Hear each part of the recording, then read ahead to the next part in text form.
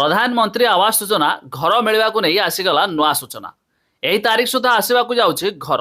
जो हिताधिकारी माने प्रधानमंत्री आवास योजना अधीन में आवेदन करते समस्त सर्भे कार्य शेष हो जाए। बाकी रही वर्क ऑर्डर आसवाक नहीं। ता छड़ा ये किछि दिन तले आपण जानिथिबे एबे एक ड्राफ्ट लिस्ट जारी होइथिला जो 2026 नूतन हिताधिकारी नाम सामिल थिला। हेले ताहा मध्य फाइनल लिस्ट नथिला कहीं से किछि लिस्ट नाम कटिबार थिला आउ किछि हिताधिकारी नाम जोड़बार थिला। एही मध्यरे आसीगला एक बड़ अपडेट एमानकु मिलवाकु जाउछि प्रधानमंत्री आवास योजना अधीन रे घर। वीडियो रे जानिबा ता पूर्वरु वीडियो को लाइक करंतु, सब्सक्राइब करनथिले एबे सब्सक्राइब करी पाखर थिबा बेल आइकन को दबाइ दियंतु।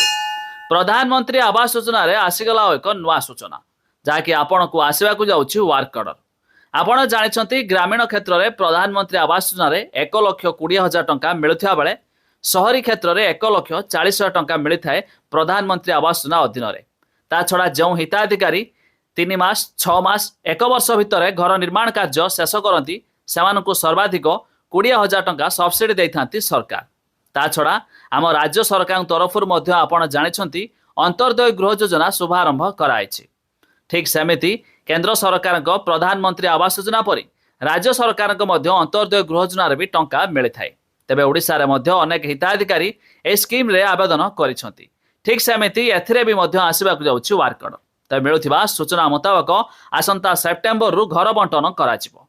जदि आपण भाबुथबे यार लिस्ट केमिति देखिबे बा केउ मानकु मिलिबो घर, तेबे लिस्ट देखिया पाए हेले वेबसाइट रो लिंक आमे डिस्क्रिप्शन लो देइछु। आपण माने जाई मध्य चेक करि पारिबे। जार नाम थिबो सेमानकु मध्य पक्का मिलिबो घर, अर्थात सेमाने नूतन घर निर्माण कार्य आरंभ करि पारिबे।